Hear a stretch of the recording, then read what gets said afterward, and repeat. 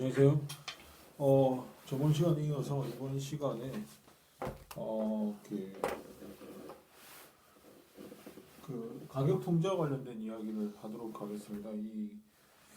사실 이제 우리가 정부의 시장 개입과 관련해서는 몇 가지 사례를 이야기할 텐데, 이번 시간에는 아파트 가격 통제와 관련된 이야기를 하도록 하겠습니다. 사실 우리나라 이 아파트 가격 통제와 관련된 이야기를 할 텐데 우선 이제 가격 통제와 관련된 이야기를 해보면 이런 거죠. 우리가 사실은 사익이 공익으로 연결된다. 우리가 보이지 않는 손의 논리를 이야기를 하면서 요 이야기를 했었죠. 사익이 공익으로 연결되는 메커니즘. 그걸 이제 우리가 아담 스미스는 보이지 않는 손이라고 하는 그 세상에 오면 질서가 있는데 그 질서에 따라서 각자가 각자의 어떤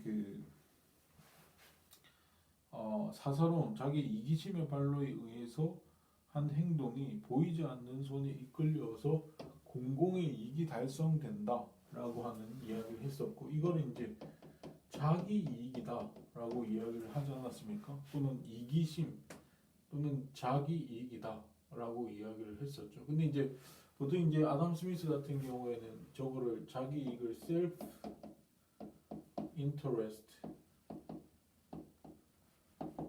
self love라고도 표현을 하고요. 그 다음에 own interest라고도 표현을 하곤 했었는데, 이 self interest, 이 자기 이익이라고 하고, 이거를 사실 selfishness,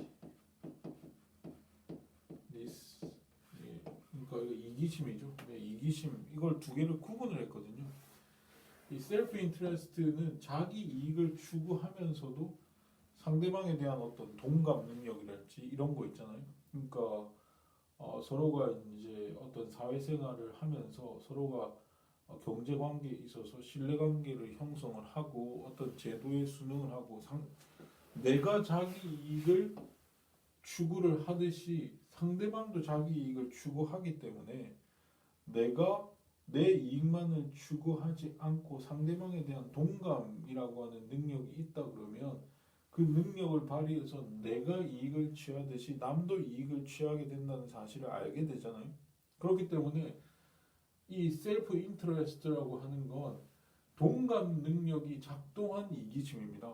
그냥 이 이기심, 요 이기심, 요거는 뭐 이기심이라고 번역을 할 수 있고, 요거는 자기 이익이라고 이제 번역을 할 수 있는데, 이 자기 이익이라고 하는 건 이기심과 다르다는 거예요. 네. 그래서 이 이기심이라고 하는 것이 결국에는 이 이기심이라고 하는 건 자기만을 생각하고 자기 전혀 다른 사람에 대한 배려가 없는 또는 신중함이 없는 상태다라고 본다면은 요 자기 이익이라고 하는 건 상대방에 대한 고려도 있고 상대방을 동감을 통해서 상대방도 뭔가 자기 이익을 추구한다는 게 있기 때문에 마구 자기 이기심만을 발휘하는 것이 아니라고 하는 것이죠. 일종의 어떤 상대방에 대한 어떤 신중함 이런 것들이 있는 상태를 자기 이익이라고 했잖아요. 그래서 어떤 계약 관계를 준수한다든지 그 거래를 할 때 계약 관계를 계약서를 준수한다든지 아니면 뭔가 상대방에 대한 신뢰를 저버리지 않는다든지 약속을 이행한다든지 이런 것들 기초적으로는 자기 이기심에 기반하고 있지만 상대방도 그 이기심을 발휘하기 위해서 서로가 이렇게 신뢰관계를 형성하고 의무를 이행하고 하는 그런 이기심, 그런 자기 이익, 그거를 이제 셀프 인터레스트라고 보통 이야기를 하는데, 그런 거 하에서 그런 거를 이제 자기 상대방에 대한 어떤 신뢰나 계약 관계 이행이나 약속 이행 같은 것을 어떻게 그런 어떤 동감의 어떤 과정을 뭔가 이렇게 명문화시켜 놓은 것이 그게 법이죠. 법이고 규칙이고 뭐 그런 것일 수 있는데, 그런 제도적 틀 하에서 여러 가지 이제 질서나 제도적 틀 하에서 뭔가 이루어지는 자기 이익을 그걸 자기 이익이라고 그야말로 불렀다라고 하는 겁니다. 그게 이제 그런 이익을 추구를 하면 자기 이익을 추구를 하면 그것이 공공의 이익이 달성되더라라고 하는 것. 그게 이제 내가 이게 교환이죠. 이게 교환의 논리라고 저번에 설명을 했었죠. 네, 자기 이익을 추구하는 것은 곧 교환. 내가 받기 위해서 주는 거니까 이게 교환이죠. 받기 위해서 주는 것이기 때문에 자기 이익을 추구하는 그러니까 받기 위해서 뭔가 남들로부터 타인으로부터 뭔가를 받기 위해서 주는 그렇기 때문에 잘 줘야 되죠. 좋은 거를 줘야 되기 때문에 상대방이 원하는 것을 수요하는 것을 필요하는 것을 줘야 되기 때문에 언제든 자기 이익을 받기 위해서는 뭔가 좋은 걸 뭘 만들 수 있을까 이런 것만 불철주야로 생각을 하는 그런 사익이다. 그렇기 때문에 결국에는 모두가 그렇게 생각을 한다면은 받기 위해서 주는 그것만 생각을 한다면 모두가 좋은 상품을 만들려고 할 것이고 값싼 상품을 만들려고 할 것이고 그러면 세상에는 좋은 상품, 좋은 재화와 서비스만 낳게 되면서 공공의 이익이 달성되더라라고 하는 즉 이 공공의 이익이라고 하는 건 우리 경제학에서는 효율성이다. 네, 효율성이다라고 이야기를 했었죠. 근데 이 보이지 않는 손의 논리라고 하는 것도 결국에는 이게 이제 현대 경제학으로 넘어오면서 이게 시장 메커니즘 또는 가격 메커니즘이라고 하는 걸로 이제 이론화가 됐고 이 시장 메커니즘이라고 하는 건 요 메커니즘이란 말이 있듯이 이거는 그 메커니즘이라고 하는 말이 있듯이 이거는 그 물리학의 역학이라고 하는 그 메카닉스라고 하는 분과가 있잖아요. 역학. 그 역학이라고 하는 분과에서 나온 말인데 이 메커니즘이라고 하는 것은 힘과 운동 간의 관계죠. 즉 힘의 상호작용에 의해서 어떻게 운동이라고 하는 결과가 나오느냐라고 하는 그 힘과 운동 간의 즉 힘의 상호작용에 의해서 뭔가 운동이 나오잖아요. 내가 이렇게 이거를 던진다. 이렇게 던지잖아요. 던지면 힘이 상호작용합니다. 내가 이 던지는 힘과 중력이 같이 작용을 하죠. 내가 던지는 힘이 있고 중력이 같이 작용을 해서 결국에는 이 중간 어디인가에서 이렇게 공이 운동을 하겠죠. 운동을 하는 요 관계 포물선을 그리면서 떨어지겠죠. 결국에는 그러면서 이런 관계를 나타내지 않겠습니까? 그게 이제 힘이 주어지면 운동이 발생을 하는데 이 힘과 운동 간의 관계, 즉 힘의 상호작용에 의해서 어떻게 운동이 발생을 하나 이런 관계. 근데 시장에서는 이런 힘과 운동 간의 관계가 힘은 수요죠. 네, 힘은 수요와 공급입니다. 시장에서 생성되는 수요와 공급이라고 하는 수요 공급의 이 두 힘은 사실은 상충하는 힘이에요. 수요라고 하는 힘은 가격이 높아질수록 수요는 덜합니다. 근데 공급은 가격이 상승할수록 공급은 더 강해지죠. 공급이라고 하는 욕망은 더 강해지죠. 그래서 이 두 수요라는 힘과 또는 욕망이라는 힘이죠. 수요라고 하는 욕망의 힘과 공급이라고 하는 욕망의 힘이 서로 상호작용을 해서 결국 뭐가 나온다? 이 상호작용을 해서 결국 균형이라고 하는 시장 균형이라고 하는 운동이 나오게 되더라. 근데 이 균형점이라고 하는 건 결국 가격 조정에 의해서 균형이 발생을 한다라고 그렇게 여러분들이 배웠을 겁니다. 그리고 이 균형점이라고 하는 것은 그 시장을 대표하는 점이다라고 이야기를 하죠. 그래서 우리가 보통 이야기를 할 때 이렇게 이제 좌표평면 거래량 여기 있고 재료가 있고 가격이 있다 그러면 보통 공급 곡선이 이렇게 그려지고 공급 곡선이죠. 이 공급 곡선 S가 그려지고 수요 곡선 D가 그려진다라고 하면 수요 곡선과 공급 곡선이 만나는 이 지점이 바로 균형점입니다. 네.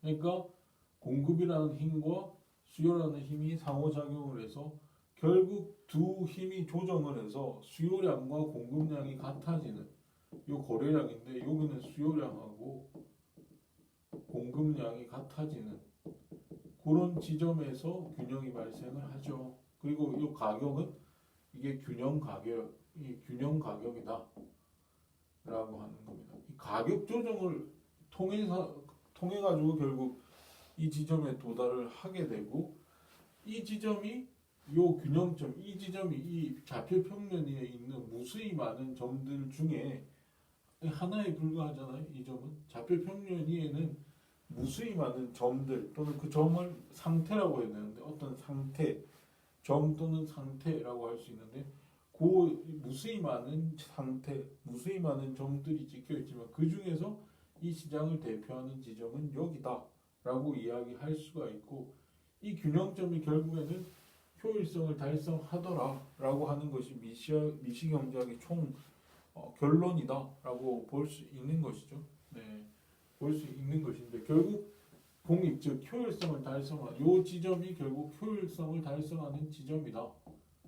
그래서 시장은 그냥 내버려 두면 스스로 사익을 추구하고 그러니까 소비자는 수요라고 하는 자기 욕망을 추구하고 공급자는 공급이라고 하는 욕망을 추구를 해서 서로가 서로의 상호작용을 통해 가지고 수요와 공급이라고 하는 사익을 추구를 했을 때 결국에는 이 지점의 시장이 균형점에 도달하게 되는데 그게 바로 효율성을 달성하는 지점이더라.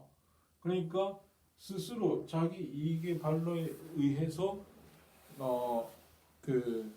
자기 이익의 발로에 의해서 행동하도록 내버려두면 결국 효율성을 달성하게 되더라.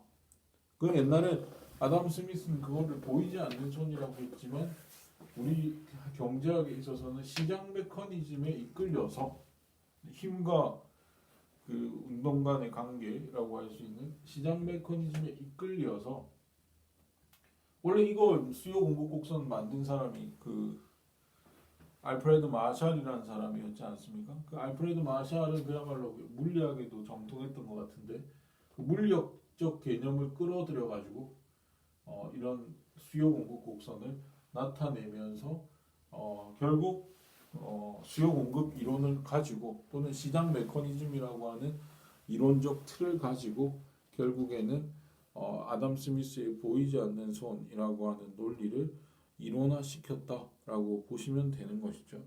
그래서 결국 우리는 요 수요와 공급이 만나는 요 지점을 달성할 것이기 때문에 결국 효율성이 시장은 내버려두면 효율성이 달성된다라고 하는 메시지를 우리가 알 수가 있는 것인데 결국 요 지점이 아주 효율적인 점인데 그게 안 된다는 거예요. 가격 통제에 의하면 최고 가격제든 최저 가격제든 요 지점을 거부하는 거거든요. 정부가 요 지점에 도달하는 걸 거부하는 겁니다. 즉 이 균형 가격 수준을 마음에 들어하지 않는 거예요. 정부가 보기에 그렇다는 거예요. 정부가 보기에 그렇기 때문에 마음에 들지 않는다. 그래서 요 가격을 거부하고 균형 가격을 거부하고 가격을 새로 설정하는 거예요. 최고 가격제랑 최저 가격제라고 하는 새로운 그 가격을 설정을 하는 것이 저 가격 통제다라고 보시면 되는 거죠. 네, 이미 여러분들이 익히 들어서 알고 계실 내용인데 그래서 결국에는 우리가 이야기할 수 있는 것은 처음에는 이제 최고 가격제죠. 네, 최고 가격제 일반적인 최고 가격제와 관련된 이야기를 하면 이게 이제 제로가 되고 이게 거래량 이게 가격이죠. 네, 가격이 있고 아까 이야기했듯이 수요 곡선, 공급 곡선이 있고 이 수요 곡선이 이렇게 그려지잖아요. 그래서 원래 시장에 의하면 여기에서 이제 가격이 P 스타로 결정이 나겠죠. 네, P 스타로 결정이 나는데 정부가 보기에는 최고 가격제를 설정하는 이 최고 가격제는 아까도 이야기했듯이 소비자를 보호하자는 거였잖아요. 소비자 보호이기 때문에 정부가 보기에는 소비자 보호를 위해서 이거 너무 크다 이거예요. 이 너무 지금 가격이 높은 수준에 있다. 그래서 낮은 수준으로 통제를 합니다. 예컨대 요 수준으로, 요거보다 낮은 수준에서 통제를 해서 결국 가격을 P바에서 통제를 하게 된다는 것이죠. P바에서 통제를 하게 된다. 네, 통제를 하게 되면 원래는 시장에 의해서 원래는 Q 스타에서 이 거래가 이루어졌잖아요. 지금 원래 시장이 통제를 하기 이전에 가격은 P 스타였고 거래량은 Q 스타였습니다. 네, 잠시만요. 네, Q 스타였습니다. 네, 촬영이 되고 있는 거 의심이 들어서 네, Q 스타였습니다. 그런데 이제 Q 스타였는데 이제 가격이 통제됨으로 인해 가지고 어떤 현상이 발생이 됩니까? 지금 그 공급자들은 가격이 낮아졌기 때문에 공급을 덜 하려고 할 거예요. 이 수준에서는 우리가 더 이상 이문을 남기기 힘들다라고 보고 공급 곡선, 이 공급 곡선이잖아요. 공급 곡선과 가격이 맞닿는 요 지점, 예컨대 Q바 수준에서 공급을 하게 될 겁니다. 그러면 공급량은 이만큼인데 지금 수요량은 어떻게 되죠? 수요량은 더 많아졌죠. 가격이 낮아지니까 수요량은 더 많아졌습니다. 요만큼 되죠. 그러니까 공급은 이만큼, 수요는 원하는 사람은 요만큼 늘어났는데 공급은 이만큼 주니까 결국 이만큼은 뭐죠? 초과 수요 상태입니다. 원하지만 시장에서 구할 수 없는 거예요. 원하지만 시장에서 구할 수 없는 상태가 돼버린 겁니다. 자, 이 상태가 돼버리면 그러니까 이게 불만이 쌓이게 되겠죠. 네, 원하지만 가질 수 없는, 시장에서는 구할 수 없는 그야말로 분기 현상이 발생을 하게 되고 불만족스러운 상황이 지속되게 될 겁니다. 여러분들이 아시다시피 그런 예가 있었어요. 옛날에 아주 유명한 예죠. 로베스피에르 예인데 로베스피에르가 그 프랑스 혁명기에 그야말로 이제 그 프랑스의 지도자가 됐습니다. 뭐 그 당시 프랑스 혁명을 주도했던 로베스피에르니 당통, 뭐 생지스트, 뭐 이런 사람들에 의해서 그야말로 공포 정치라고 하는 것이 벌어지지 않았습니까? 그래서 이제 로베스피에르가 이제 보기에 그 서민들이 항상 이제 우유를 마신단 말이에요. 이 당시에 우유를 마시니까 서민들이 매일 마시는 우유값을 낮춰주고 싶은 거예요. 굉장히 그 좋은 의도로 우유값을 낮춰주고 싶단 말이죠. 그래서 이 소비자를 보호하기 위해서, 즉 우유를 소비하는 소비자를 보호하기 위해서 가격을 통제합니다. 우유 시장이라고 해보죠. 이 시장이 우유 시장의 가격을 통제를 합니다. 그래서 원래 우유값보다 낮은 수준에서 우유 가격이 책정되도록 통제를 합니다. 이 당시에는 공포 정치였기 때문에 만약 정부의 말을 듣지 않았을 경우에는 단두대에 서게 되죠. 기요틴이라고 하는 단두대에서 목이 잘려나가는 그런 상황을 겪기 때문에 이거 안 지킬 수가 없죠. 워낙 공포적 정치였기 때문에. 그래서 이제 하니까 지금 방금 이야기했듯이 공급이 줄어듭니다. 공급이 줄어들어서 사람들이 더 이상 원함에도 불구하고 우유를 소비하기를 원함에도 불구하고 더 이상 소비를 할 수 없는 거예요. 그러니까 시장에서 우유가 없어지는 겁니다. 네, 그 이전에 비해서 우유가 당연히 없어지죠. 네, 당연히 없어지잖아요. 우유량이 이렇게 줄어든 겁니다. 그러니까 로베스피에르는 궁금했습니다. 왜 너희들이 공급업자들한테 갑니다. 우유 공급업자는 낮아진 우유 가격에는 더 이상 우유를 판매할 수 없으니까 그 우유를 가지고 뭐 버터를 만들든 뭐 다른 유제품을 만들든 해서 자기 살 길을 찾았겠죠. 네, 이제 더 이상 우유를 공급하지 않고 그런 다른 우유를 이용한 다른 뭐 업종으로 전환을 했을 거란 말이에요. 그러니까 우유가 이제 풍기 현상이 나니까 로베스피에르가 우유업자들을 찾아갑니다. 왜 너희들은 우유를 만들지 않느냐라고 하니까 너무 이문이 남지 않는다라고 이야기했을 거 아니에요. 그래서 로베스피에르가 그러면 너희들이 이문이 남도록 비용 구조를 낮춰 주겠다 이렇게 이야기한 거예요. 그러면 우유에 들어가는 비용, 우유를 만들 때 들어가는 비용이라고 하는 게 젖소의 사료 값이었을 거 아니에요. 네, 젖소한테 들어가는 사료, 그 사료 값을 내려야겠다라고 해서 젖소에 들어가는 젖소가 먹는 사료 값을 내립니다. 그것도 가격 통제를 하는 거죠. 그 가격 통제를 하니까 또 똑같은 현상이 발생했겠죠. 사료가 줄어듭니다. 사료가 풍기 현상이 발생합니다. 그리고 그럼 사료업자한테 또 찾아갔겠죠. 왜? 이문이 안 나오니까.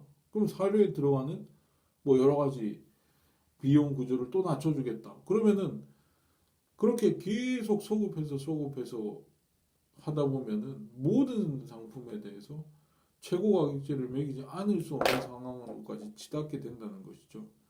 그러면은 모든 시장에 불만에 쌓이게 되고 원하지만 더 이상 구할 수 없는 상황에 벌어지게 되고 그러면서 로베스피에르가 나중에 이제 공포 정치를 실행하다가 단두대 소잖아요. 단두대로 끌려갈 때 프랑스 시민들이 그렇게 이야기했다는 거 아닙니까? 저 더러운 최고 가격제가 지나간다라고 이야기를 했을 정도였죠. 그래서 최고 가격제라고 하는 것이 아주 그 패당의 대표적인 사례라고 볼 수 있는 건데 어찌됐든 별로 좋지가 않습니다. 네. 이 최고 가격제라고 하는 것이 굉장히 패단이 많죠. 우리가 지금 관심을 가지고 있는 것은 사실은 아파트죠. 아파트 가격 통제도 비슷한 논리입니다. 사실 아파트 가격이라고 하는 것은 지금 아파트 가격 통제라고 하는 건 저 아파트 가격이 아니라 그 아파트 시장은 두 가지 시장으로 나눌 수 있어요. 뭐 여러 시장으로 나눌 수 있지만 아파트는 기존 아파트 시장이 있고 신규 아파트 시장, 신규 시장이 있을 거잖아요. 네, 이제 막 새로 지어지는 아파트가 있을 거고 지금 상존하는 지금 현재 있는 시장이 있잖아요. 아파트 보통 이제 우리나라 같은 경우 신규 아파트 같은 경우에는 짓기 전에 계약을 하죠. 네, 짓기 전에 부동산이라고 하는 건 돈이 많이 들어가는 사업이기 때문에 짓기 전에 계약을 해서 세 차례에 걸쳐서 돈을 지불을 하고 결국에 세 번째 잔금을 치게 되면 그게 자기 집이 되는 건데 어쨌든 아파트 시장은 이렇게 돼 있습니다. 근데 아파트 가격이라고 하는 것은 기존 아파트 시장에서 형성이 되죠. 그거를 참조해서 신규 아파트 가격이 형성될 거 아닙니까? 그래서 그렇기 때문에 요걸 이제 가격 통제가 이루어지는 곳은 보통 신규 아파트 시장이거든요. 아파트.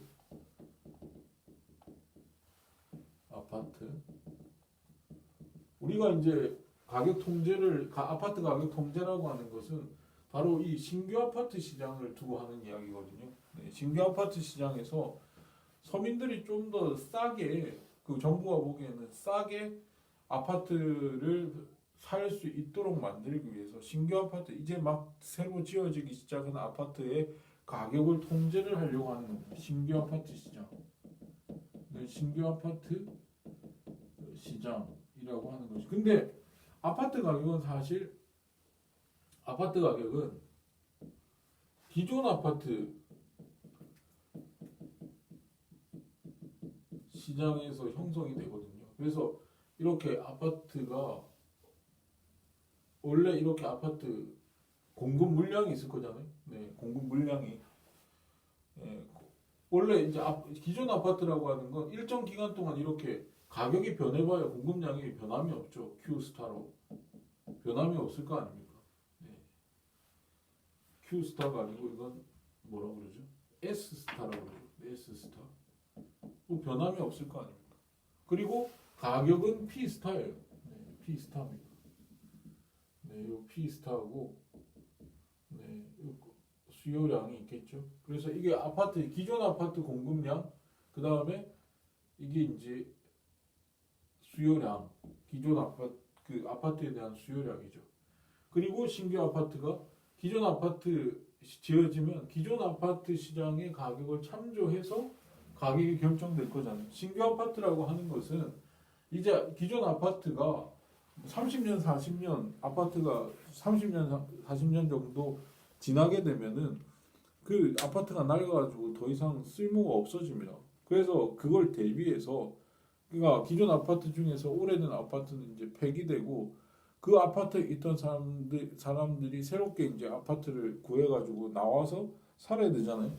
그래서 그만큼 그러니까 낡아서 없어지는 앞으로 이제 앞으로 신규 아파트라는 게 2, 3년은 지어야 되니까 2, 3년 후를 바라보고 2, 3년 후에 없어질 아파트 매년 아파트는 없어지겠죠. 낡아서 없어질 겁니다.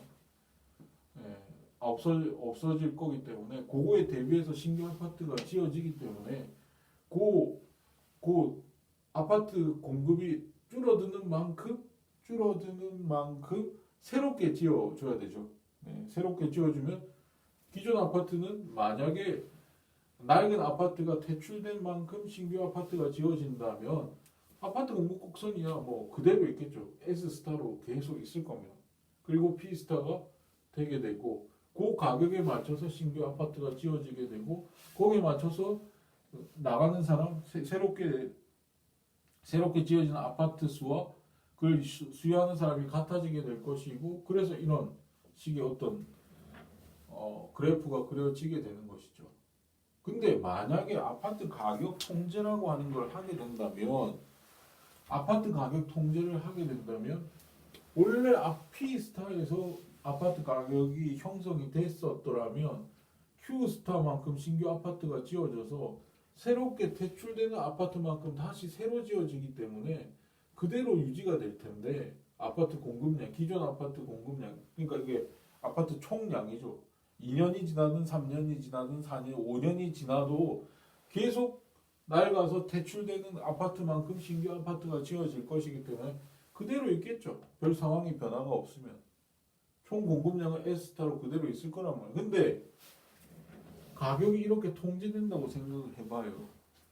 통제가 돼버리면 Q스타만큼 필요한 만큼 낡은 아파트가 생겨서 퇴출되는 만큼 공급이 덜 이루어지게 되겠죠. 네.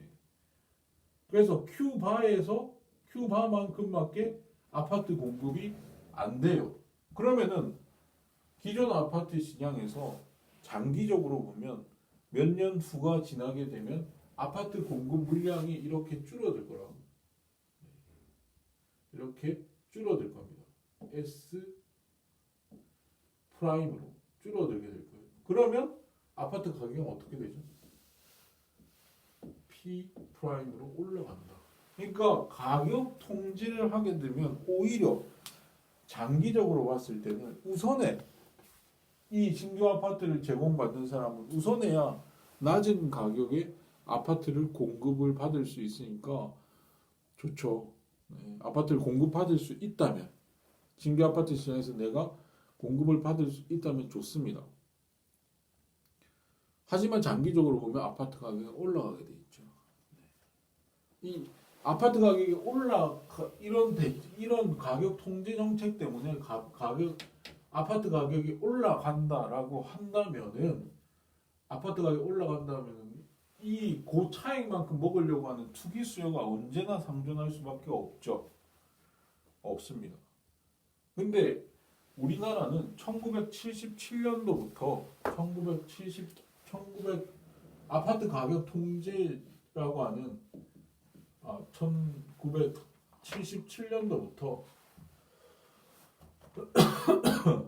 아파트 가격 통제 제도를 계속 실질적으로 아파트 통제 제도를 계속 채택하고 있습니다. 네. 이게 이제 1970년대에 한창 투기붐이 불었었거든요. 아파트 가격을 통제하기 위한 아파트에 대한 수요가 늘어나게 되고 왜냐하면 도시화가 진행이 되면서 도시에 사람들이 많이 있게 되고 그 당시 아파트가 새로 지어지게 되면서 아파트에 대한 수요가 늘어나고 거기에 돈이 많이 물려 들어갔거든요.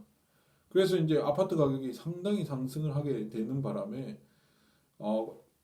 이 당시 정권에서는 너무 아파트 가격이 오른다. 특히 이제 박정희 대통령은 아파트에 대한 투기를 상당히 싫어했습니다. 돈이 아까도 이야기했듯이 돈이 부동산이나 이런 뭐 자산에 투자되는 것을 굉장히 비생산적인 것으로 봤기 때문에 그 우리가 어렵게 그 당시에는 저축이 투자보다 적었잖아요. 어렵게 저축한 그 저축분을 어떻게든 생산적인 부문인 기업으로 흘러 들어가게 만들어야지 부동산의 투기판으로 벌리면 안 된다라고 하는 인식이 강했어요. 그랬기 때문에 아파트 가격이 막 들썩들썩할 때 그거를 인위적으로 통제를 해버립니다. 인위적으로 통제를 해버리고 아파트 가격을 신규 아파트 시장에서 통제를 하는 통제 시스템이 1977년에 만들어지고 지금도 계속되고 있다는 거죠. 지금도. 그래서 아파트 가격 통제 제도랑 여러분 이제 청약 통장, 청약 제도 이거가 패키지거든요. 네, 이게 패키지입니다. 청약 제도라고 하는 것이 같이 이루어지고 있거든요. 그러니까 1977년부터 우리는 이 아파트 가격 통제 제도랑 청약 저축 제도 요 두 개 여러분들 청약 통장 집어넣죠. 그거랑 이 아파트 가격 통제 제도랑 맞물려 들어가 있는 겁니다. 그래서 요거를 이제 요것만 보면 결국에는 요 장기적으로 보면 아파트 가격은 이런 식의 메커니즘 때문에 오르는 측면이 강하다라고 보시면 되고 결국 기존 아파트 시장에서 가격이 형성되기 때문에 이럴 수밖에 없습니다. 가격은 기존 아파트 가격은 계속 오르게 되죠. 네. 그래서 아파트 가격은 계속 오르는 겁니다. 이거를 77년부터 하고 있다는 거죠. 네. 그러면 요거를 보시면 왜 청약 통장 청약 저축 제도라고 하는 게 왜 있냐 그러면 이것 때문이죠. 초과 수요가 있기 때문에 공급은 신규 주택지에 공급은 이만큼이 있는데 수요는 이만큼 있으니까 원하는 사람은 이만큼이란 말이에요. 근데 그러니까 지금 이 신규 아파트를 얻으려고 하는 사람은 한 100명인데 지금 아파트 들어갈 수 있는 사람은 50명밖에 안 돼요. 그럼 100명 중에 50명을 가려내야 되잖아요. 그러니까 요만큼 수요자들 중에 요만큼 공급될 사람을 가려야 되잖아요. 네, 가려야 됩니다. 네. 공급받을 사람을 정부가 배분을 하는 거죠. 요만큼을 그러니까 요만큼을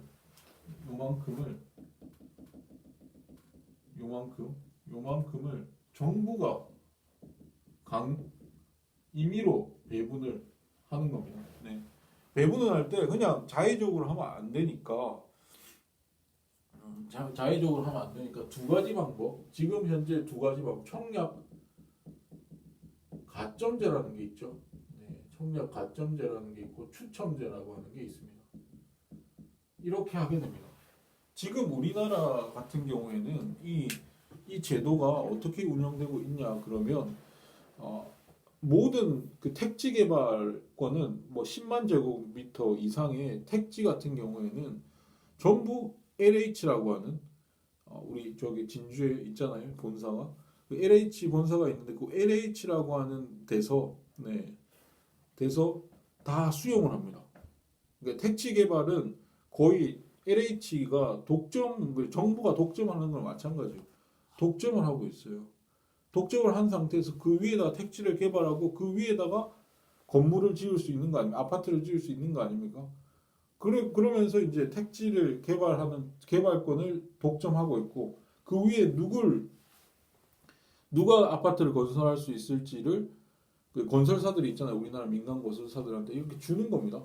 예. 주거나 아니면 LH가 직접 건물을 짓거나 하겠죠.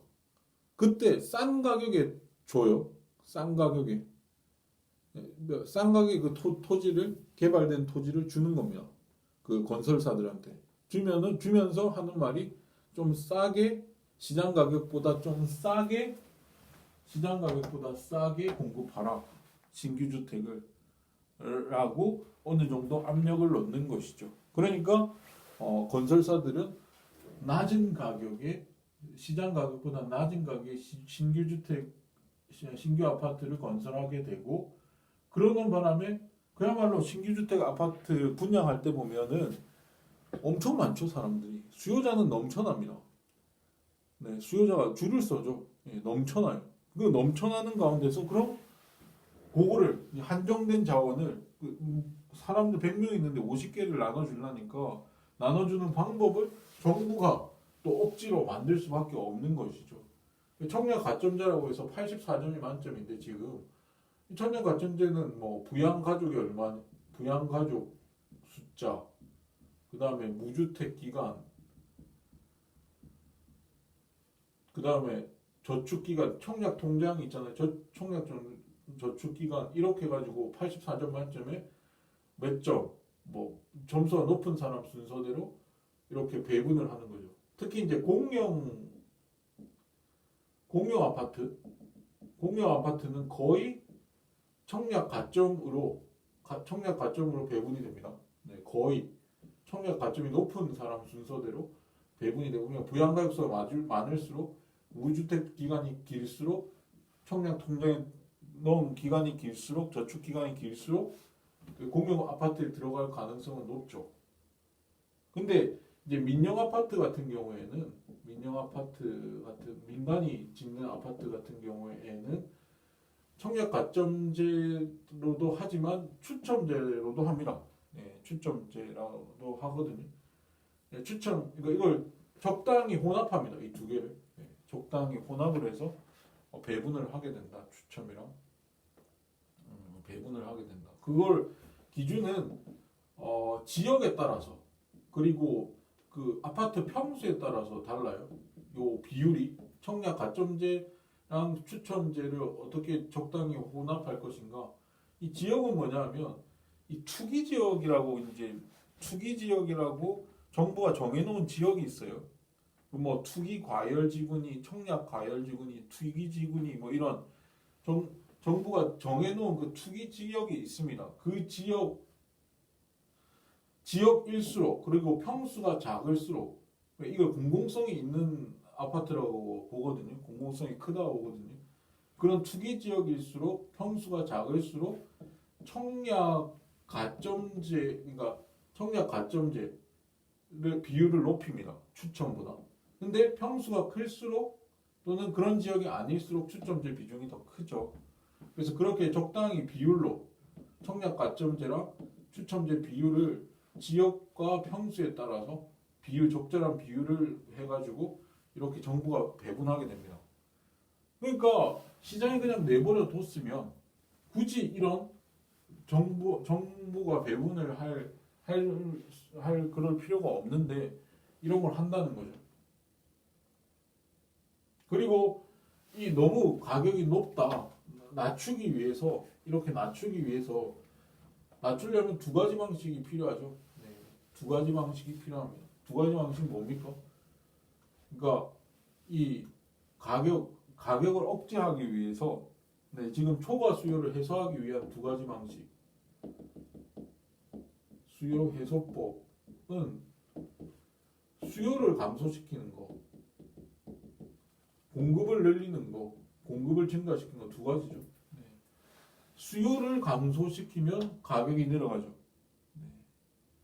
또는 공급을 증가시키면 가격이 내려가죠. 네. 근데 수요를 감소시키는 방법은 이 투기 수요 억제책이에요. 정부는 이렇게 수요가 많은 거, 좀 이렇게 이제 수요가 가열된 거를 가격을 낮췄기 때문에, 가격을 억제했기 때문에, 또는 최고 가격제를 시행을 했기 때문이라고 보지 않고 투기 수요가 많기 때문에 초과 수요가 발생했다. 신규 주택에 그렇게 사람이 많이 몰린다라고 생각을 하는 거예요. 그래서 투기 수요를 억제를 하는데 투기 수요 억제책에는 한 세 가지 정도 있죠. 전매 제한, 네, 전매 제한을 합니다.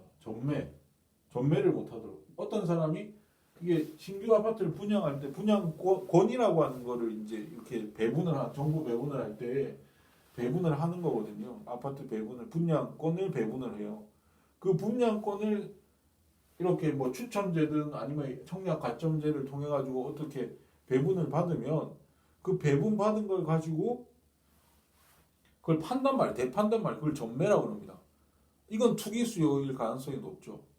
그래서 전매 제한을 하면 뭐 1년 동안은 그 분양권을 팔 수 없다. 특히 투기 지역으로 선정된 그런 지역에서는 특히 전매가 제한돼 있어요. 뭐 1년으로 한다, 2년으로 한다, 뭐 이런 식으로.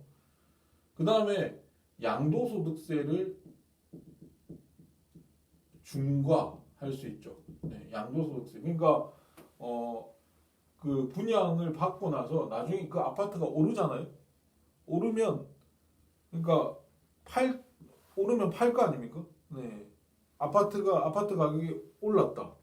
그 팔 때 가격이랑 살 때 가격 이 차이가 나면 그 차이만큼 소득이 생긴 거잖아요. 자기가 팔았다면 가격이 올라가지고 오를 가능성이 높아요. 이렇게 최고 가격제를 하면 그 올라서 판다면 그 차익만큼 이득을 얻으니까 그 이득만큼 소득세를 부과하거든요.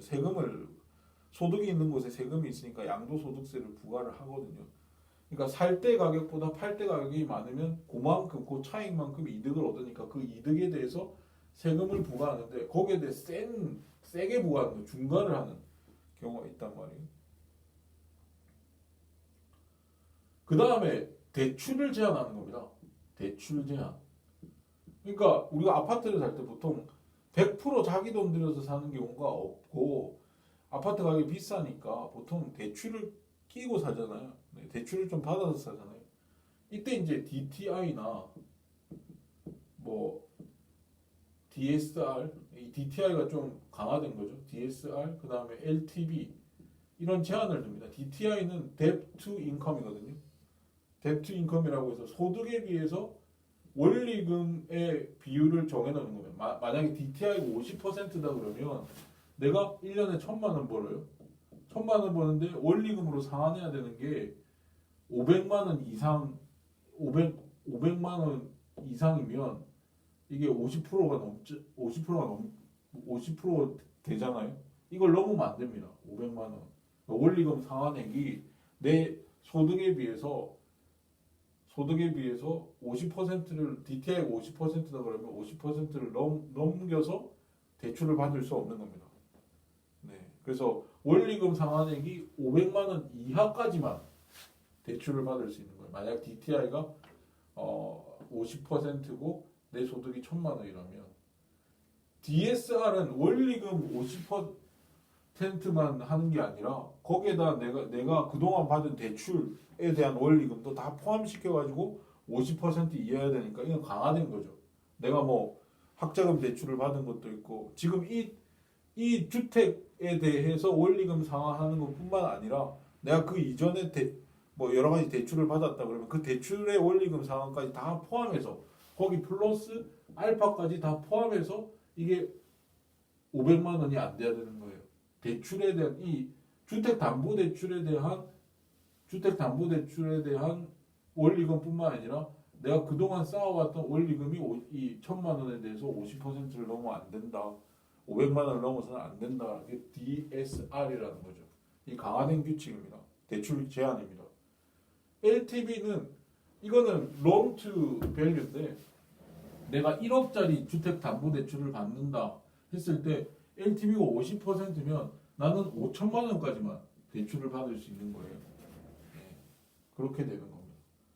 그러니까 주택의 내가 살려는 신규 주택 가격이 1억이라면 LTV가 50%로 제한돼 있으면 5천만 원까지밖에 대출을 받을 수 없다라고 하는 거죠. 이게 투기 수요를 억제하는 거고요. 이게 수요 감소와 관련된 거. 공급 증가와 관련돼서는 공급은 뭐 서민주택이 있고 그다음에 고급주택이 있을 거 아닙니까? 네, 서민주택 같은 경우에는 공기업이라고 하는 공기업이라고 할 수 있는 LH에서 주로 이제 공급을 하고 있고 조금 낮은 평수에 싼 가격에 내놓을 수 있는 그런 아파트를 공급을 하죠. 공급을 통해 가지고 신규 주택 아파트를 좀 많이 늘려서 서민들의 주거 안정을 기할 수 있는 그런 방법이 또 하나 있고 사실 이제 우리가 보통 집값과 관련해서 걱정을 많이 하는 것이 고급 주택과 관련된 수요일 수도 있어요. 강남에서는 부자들이 많잖아요. 서울 강남에 부자들이 많은데 그 부자들을 위한 어떤 고급 아파트에 대한 수요가 굉장히 큰 것 같아요.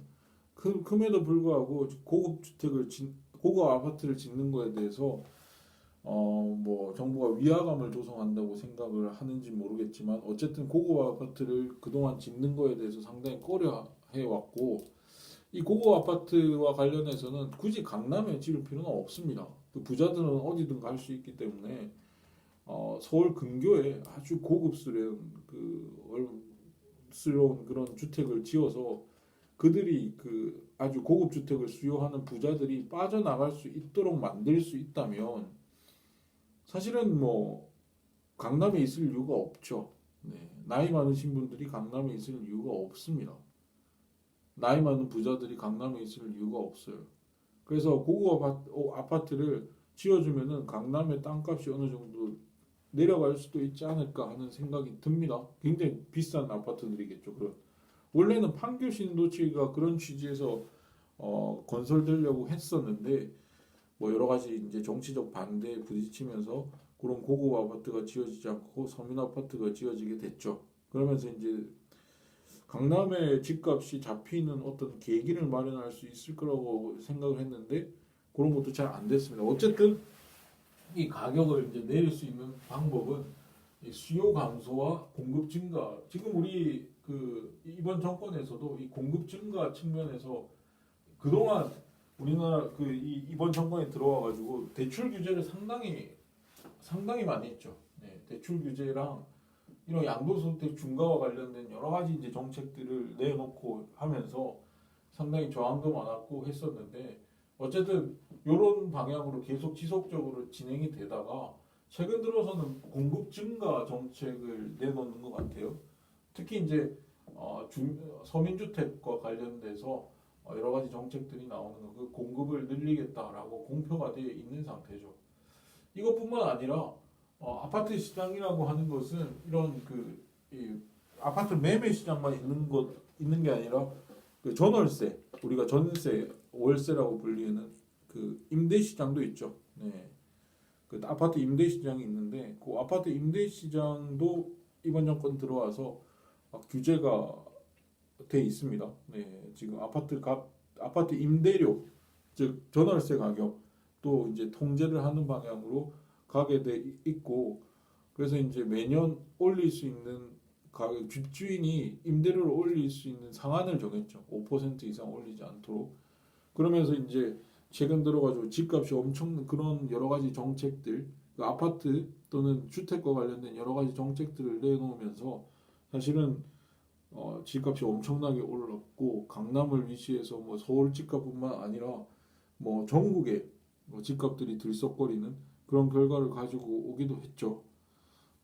왜냐하면 사실 아까도 봤듯이 이런 대출 이런 규제라고 하는 것이 이 재고 가격제라고 하는 것이 지금 당장 아파트를 사서 분양을 받을 뭐 추첨이나 청약 가점을 통해 가지고 이게 뭐 로또라고 하지 않습니까? 로또 분양이라고 하지 않습니까? 이거 분양 받기만 하면 엄청나게 낮은 가격에 이제 받게 되는 건데 이걸 받는 사람만 좋지 나머지 사람들은 모두 좋지 않은 거예요. 계속 아파트 가격은 오르게 돼 있습니다. 네, 오르게 돼 있고 그 오르니까 이런 여러 가지 무리한 정책들 패키지가 계속 만들어지는 과정에 있는 것이다 라고 보시면 될 것 같아요. 자, 이번 시간 마치도록 하겠습니다. 수고하셨어요.